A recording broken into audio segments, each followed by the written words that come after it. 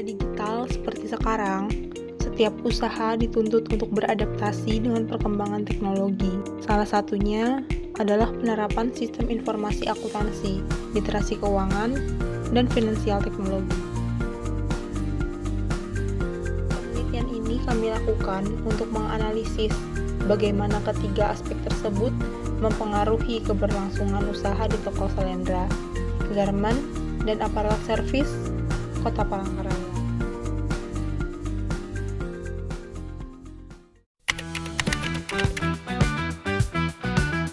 Yang memiliki peran penting dalam mendukung penggunaan sistem pembayaran digital seperti kris, pebisnis garmen dan apparel service, pengelolaan keuangan, pengelolaan stok, serta pelaporan. Bisnis garmen dan apparel service merupakan salah satu sektor industri kreatif yang memiliki peran penting dalam mendukung pertumbuhan ekonomi daerah sekaligus media pelestarian budaya lokal. Dalam konteks pengembangan tren fashion saat ini, banyak pelaku usaha berlomba-lomba menampilkan desain modern dan mengikuti arus globalisasi mode. Namun demikian, tidak semua usaha garmen hanya berfokus pada mengikuti tren global. Sebagian justru berupaya untuk beradaptasi terhadap perkembangan fashion dengan sentuhan lokalitas dan identitas budaya daerah. Toko Shalendra sebagai pelaku usaha garmen dan apparel service di Kota Palangkaraya, Kalimantan Tengah, berupaya untuk mengikuti perkembangan fashion modern dengan mengangkat motif batik khas Dayak dalam setiap produksinya. Strategi ini tidak hanya bertujuan untuk menyesuaikan diri dengan perubahan selera konsumen, tetapi juga sebagai upaya untuk melestarikan budaya lokal melalui industri busana.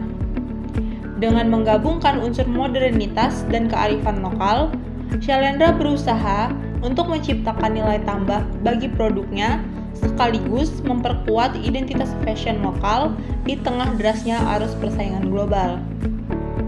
Namun dalam suatu praktiknya, tantangan yang dihadapi tidak hanya berasal dari sisi desain dan inovasi produk, melainkan juga dari aspek pengelolaan keuangan, efisiensi sistem informasi akuntansi, serta pemanfaatan teknologi finansial atau fintech yang mendukung untuk operasional usaha. Masih terdapat kesenjangan antara kemampuan produksi yang kreatif dan kemampuan manajerial yang berbasis digital. Oleh karena itu, penting dilakukan penelitian yang menganalisis bagaimana sistem informasi keuangan, literasi keuangan, dan finansial teknologi berpengaruh terhadap keberlangsungan usaha pada bisnis garmen yang berorientasi pada fashion lokal saat ini. Dengan melakukan penelitian ini, diharapkan dapat diketahui sejauh mana pemanfaatan teknologi keuangan dan sistem informasi modern dapat membantu pelaku usaha seperti Toko Shalendra untuk terus bertahan, berinovasi, dan berkembang, sekaligus menjaga kelestarian fashion khas Dayak sebagai bagian dari kekayaan budaya Kalimantan Tengah.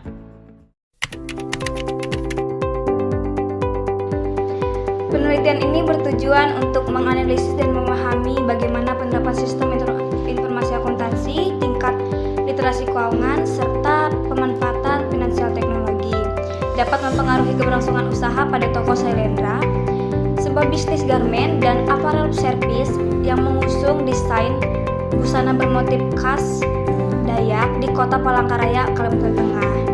Melalui penelitian ini, diharapkan dapat diketahui sejauh mana sistem informasi akuntansi mampu meningkatkan efisiensi operasional dan kecepatan pencatatan keuangan, bagaimana tingkat literasi keuangan pemilik maupun karyawan berperan dalam mendukung pengelolaan keuangan yang efektif, serta bagaimana pemanfaatan fintech dapat membantu mempercepat transaksi dan memperkuat daya saing usaha garmen lokal di tengah perkembangan digitalisasi ekonomi dan tren fashion modern.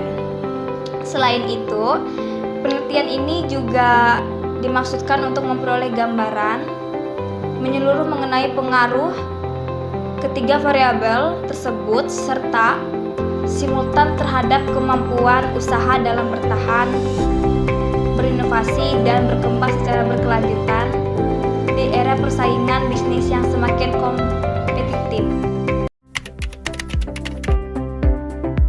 Sailendra adalah sebuah perusahaan lokal yang telah berdiri di Palangkaraya sejak tanggal 7 Juli tahun 2000. Bergerak dalam bidang garment, sablon, bordir komputer, digital printing, dan sportwear. Sailendra didukung dengan tenaga profesional yang telah berpengalaman selama bertahun-tahun dalam memproduksi barang-barang garment, sportwear, dan retail serta melayani jasa sablon, bordir komputer, dan digital printing. Sailendra menjadi solusi bagi kebutuhan instansi, perusahaan, organisasi, komunitas, event kegiatan maupun individu untuk menciptakan produk yang berkualitas. Adapun visi itu menjadi perusahaan garment dan retail terbesar dan terbaik di dunia di bawah ridho Tuhan Yang Maha Esa. Misi yang pertama, memberikan pelayanan yang terbaik bagi konsumen dengan menghasilkan produk yang berkualitas dan tepat waktu. Yang kedua, membangun kerjasama tim yang handal. Yang ketiga, senantiasa memperbaiki teknologi dan mesin. Yang keempat, layanan online dan offline yang prima dan cepat. Yang kelima, meningkatkan kemampuan SDM. Yang keenam, menciptakan lapangan kerja dan penghasilan yang layak bagi karyawan. Yang ketujuh, memperbaiki perekonomian masyarakat. Yang kedelapan, melakukan CSR dan dakwah. Yang kesembilan, menjadikan keluarga yang terbaik, sejahtera, dan harmonis dalam suasana Islami. Moto, Cloud the World, membajui dunia.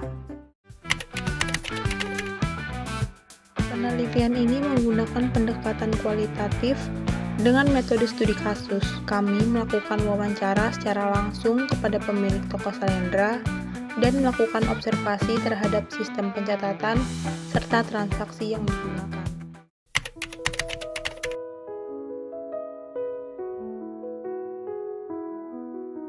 Jadi kita sudah punya struktur, ada direktur, ada GM, general manager, atau manajer toko.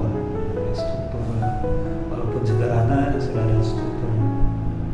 Kemudian di bawah-bawahnya ada manajer produksi, manajer pemasaran, dan manajer logistik.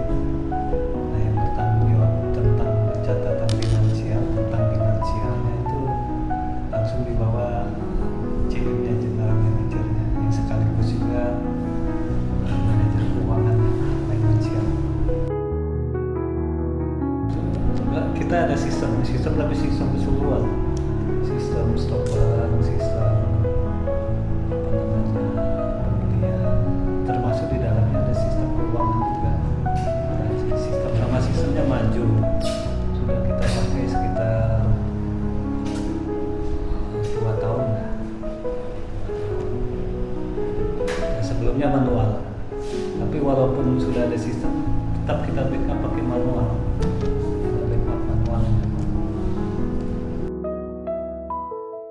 Kalau laporannya real time, kalau di sistem aja, nah seperti ini kan, bisa dipegang kan. Nah, kalau dari dashboard ini bisa kita lihat dashboard. Nah, ini penjualan hari ini sampai dengan jam ini kan. Penjualan harian ini, nanti bulanannya apa bulan? Segini kan. Nanti mingguan ada juga, harian. Biasa masih ini Excel ya. Ini bentuk apa namanya tuh, kalau lihat akuntansi itu besarnya ya gitu ya, yang catatan jurnal harian gitu. Nanti kan bulanan ada. Nah, cuman memang sistem ini saya belum maksimal, masih perlu penyesuaian. Cuman sudah mendekati. Karena kita ini kan penjualan ini kan ada online, ada offline. Nah, yang jadi persoalan itu kan apa namanya tuh, stok barang itu belum terintegrasi dengan shop yang offline, belum terintegrasi dengan yang online, terutama TikTok. Kalau Shopee masih lah terintegrasi. Kalau TikTok dia nggak terintegrasi ya, jadi nggak tercatat dalam sistem ini, jadi harus manual lagi. Nah jadi tiap akhir bulan tuh harus disinkronkan lagi, karena dia tidak mengurangi yang di TikTok, nggak mengurangi stok, padahal stoknya sudah berkurang kan. Nah terus nggak tercatat secara akuntansinya, tapi kalau di Shopee masuk ya. Nah, cuman karena itu nggak terintegrasi, jadinya memang harus dimanualkan lagi di akhir bulan tuh, supaya bikin laporan bulanan neraca. Artinya tiga, saya sebagai owner, terus adik saya Citra sebagai GM-nya, sama Alif wakil GM, Vice GM, wakil GM. Berarti yang mempunyai akses ada 3 orang Ya, itu yang keseluruhan termasuk keuangan. Kalau dengan sistem ini kan, walaupun belum sempurna, paling tidak mendekati dari real dari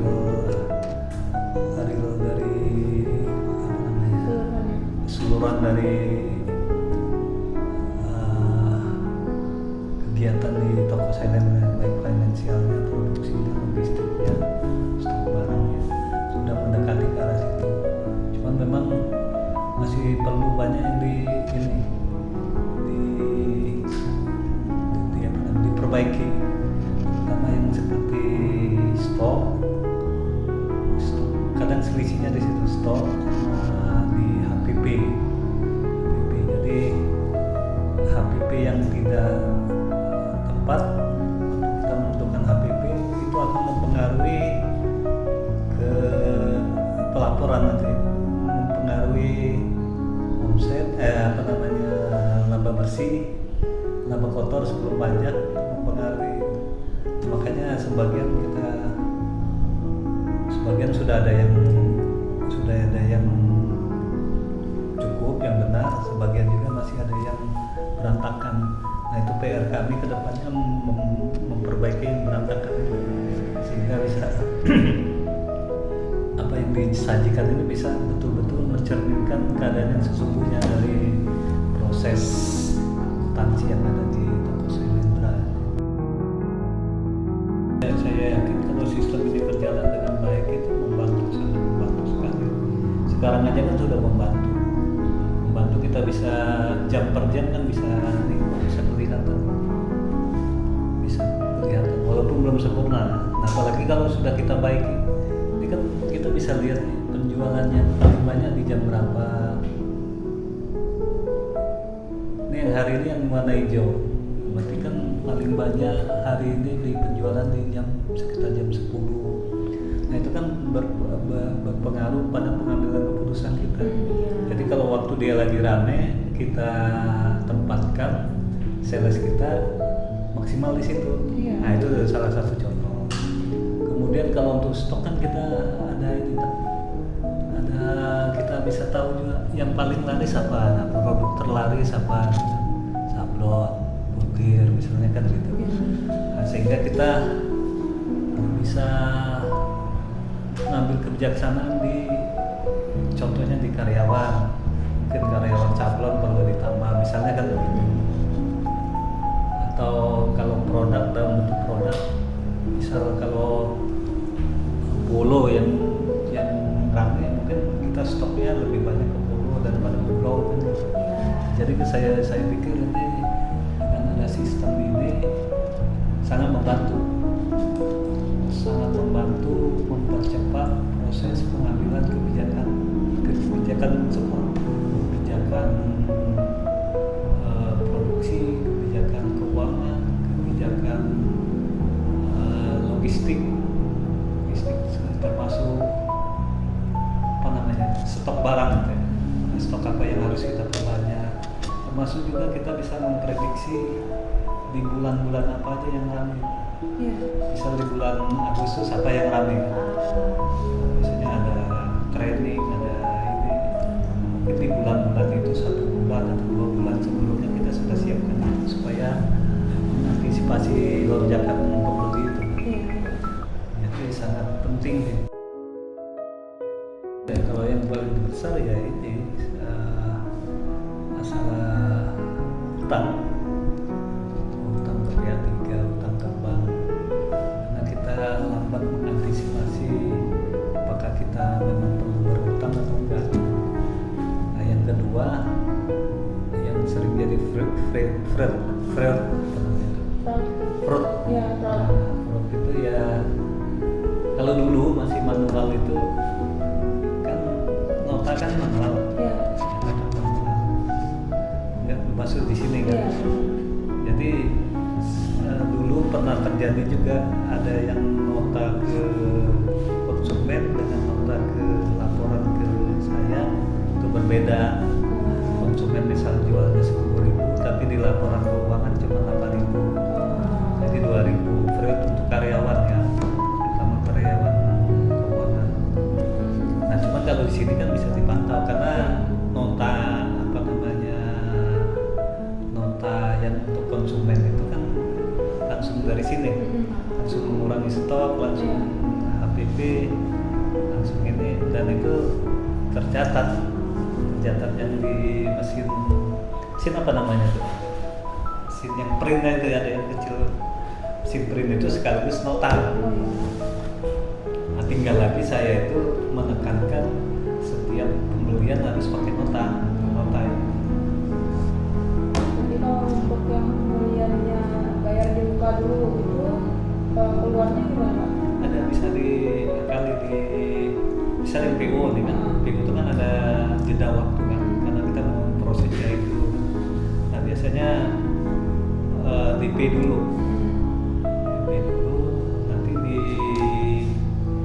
print outnya tuh kelihatan DP kan, nanti sisanya berapa. Berarti 2 kali nge-print dulu?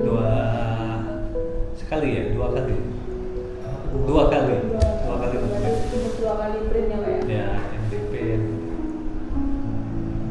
Nah, cuman memang namanya mesin pasti ada kelemahan juga. Iya. Nah, cuman kita mengantisipasi itu kan. Mengantisipasi kelemahan, jangan sampai ada fraud dari karyawan juga.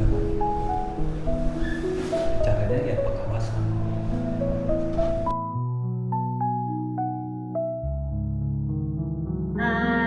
Disusun atau berdasarkan proyeksi pendapatan, pengeluaran, operasional, dan rencana ekspansi cabang. Jadi setiap awal tahun kita melakukan evaluasi laporan tahunan. Terus itu yang menentukan strategi dan alokasi anggaran baru untuk tahun berikutnya. Jadi perencanaan ini kita jadikan dasar dalam pengambilan keputusan strategik ataupun jangka panjangnya. Kita mengikuti aktif, apalagi kita sekarang masuk di era digital. Jadi mau nggak mau kita harus mengikuti perkembangan zaman, baik itu dari kasir atau POS. Jadi kita sudah mulai pakai digital atau ada aplikasinya untuk kasir. Terus untuk pembayaran juga kita mengikuti zaman. Kalau sekarang kan bisa langsung pakai kris nih, jadi semua bank bisa.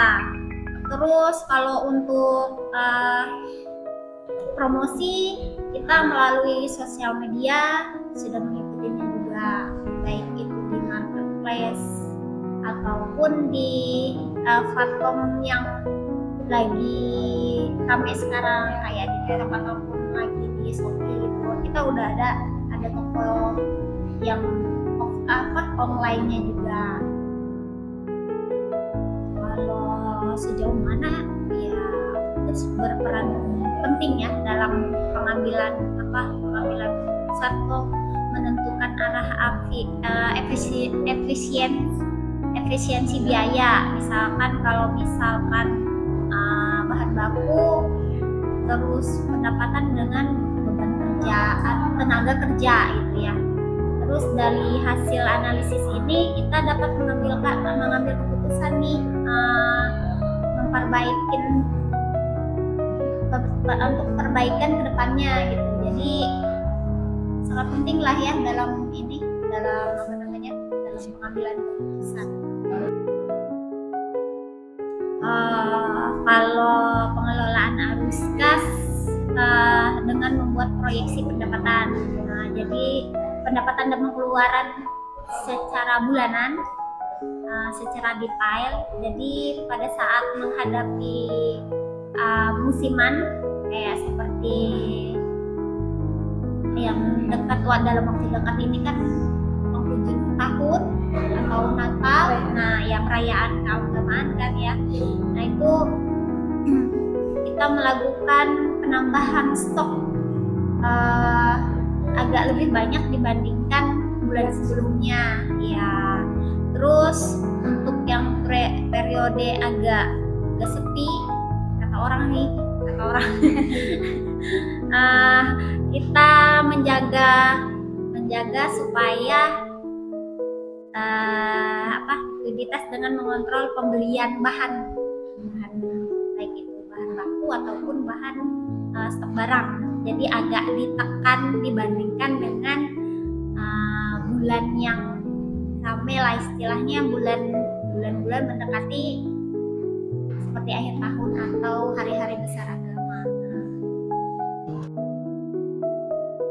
Kalau dibilang dua risiko mungkin situasi permintaan musiman ya, sama keterlambatan pembayaran dari pelanggan kita. Nah kalau mengatasinya biasanya dengan kita verifikasi produk dan menjalin kerjasama dengan pelanggan atau supplier dengan jangka panjang. Kalau untuk yang keterlambatan ini ya kita paling dari awal kita bilang DP dulu lah. Nanti kalau sudah selesai pelunasan sekaligus pengambilan barang. Jadi itu bisa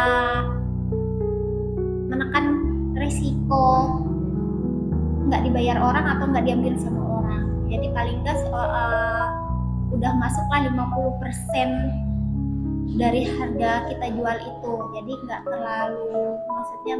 terlalu ini banget resikonya gitu. Terus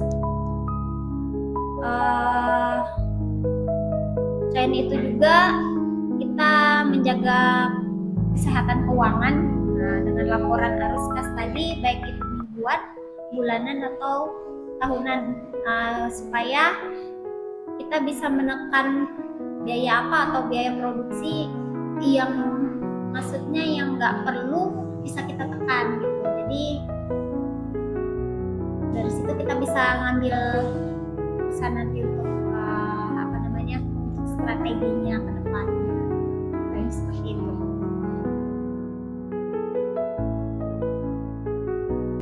Kalau kebetulan kan kami menggunakan transfer juga mulai, terus juga kayak untuk efisiensi lebih mudah, terus sebenarnya dia masukkan rekening. Untuk integrasinya cukup gampang daripada transfer ya. Untuk kris dia langsung ada notifikasi sama pelanggannya berapa nominalnya 11-12, tapi memang efisiensi untuk kris sendiri lebih mudah dari pelanggan kami. Emang kualitas menggunakan NDR untuk catatan integrasinya ya. Kebetulan kami ada yang pakai kris, kami pakai aplikasi Majo karena ada integrasinya untuk pembayaran bisa langsung rekonsiliasi masuk ke catatan, sama ada catatan manual juga. kris itu udah dalam jangka waktu yang lama atau baru-baru? Sudah lama sih, udah 2 tahun 3 tahun. Untuk vintage sendiri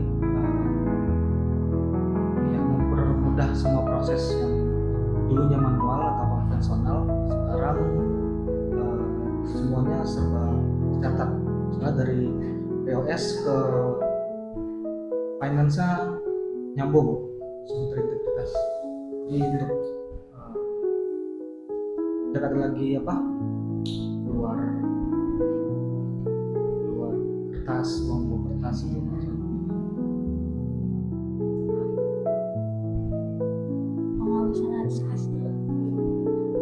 Pengawasan arus kasnya detail, bahkan sampai ke stok nama pelanggan, sampai faktur pajak. Itu menggunakan aplikasi. Itu menggunakan aplikasi CRP, CRM, dan POS.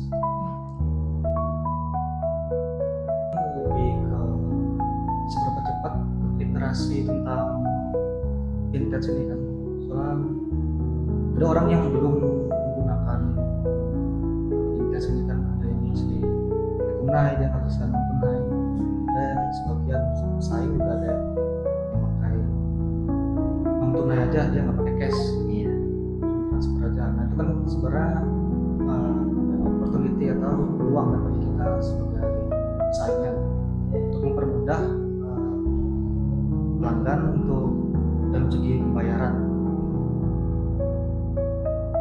Untuk karyawan sendiri mungkin untuk yang sederhana masih bisa ditangani. Untuk masalah yang detailnya mungkin harus ada tadi literasi ya, pelatihan khusus. Walaupun bahayanya mungkin lebih ke transparansinya, kalau dia lebih tahu. Kalau kita lihat dari perkembangan vintage kan sudah cukup ya. Mungkin kalau misalnya ada yang lebih mempermudah lagi, lebih gampang. Terus sekarang mungkin untuk yang pengusaha bisa literasi tentang keuangan itu ditingkatkan lagi. Sama seperti kami kan, sebenarnya vintage itu kan sudah jauh. Tapi para pengusaha ini bisa tidak untuk memaksimalkannya. Inovasi dari kami mungkin belum ada. Kami lebih ke gimana maksimalkannya lagi.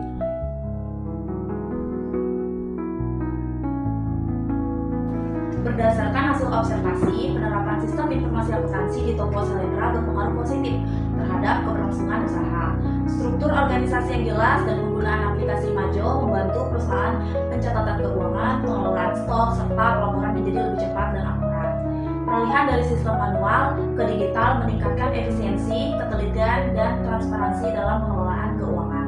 Meski masih ada kendala seperti integrasi data penjualan offline dan online, sistem ini tetap membantu manajemen memantau kondisi keuangan dan mengambil keputusan yang tepat. Secara keseluruhan, penerapan sistem informasi akuntansi membuat operasional lebih efisien, laporan keuangan lebih akurat, dan mendukung usaha berjalan secara berkelanjutan dan terarah. Berdasarkan hasil observasi, literasi keuangan berpengaruh positif terhadap keberlangsungan usaha toko Selendra. Manajemen mampu menyusun perencanaan keuangan dengan baik melalui pengaturan pendapatan, pengeluaran, dan rencana ekspansi.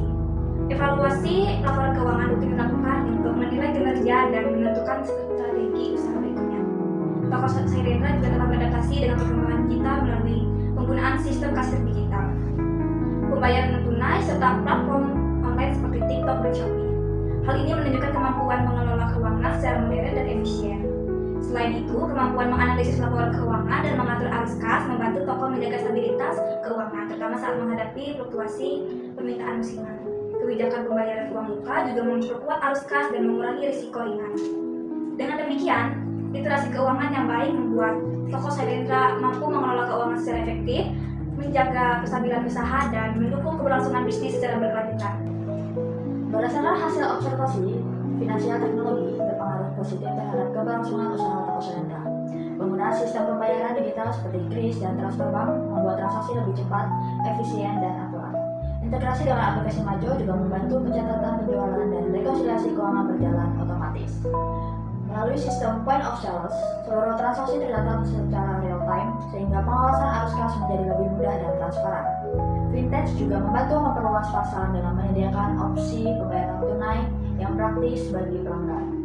Meski masih ada tantangan dalam peningkatan literasi digital karyawan, penggunaan fintech telah meningkatkan efisiensi, transparansi, dan daya saing usaha, sehingga mendukung keberlangsungan bisnis toko selendra secara berkelanjutan.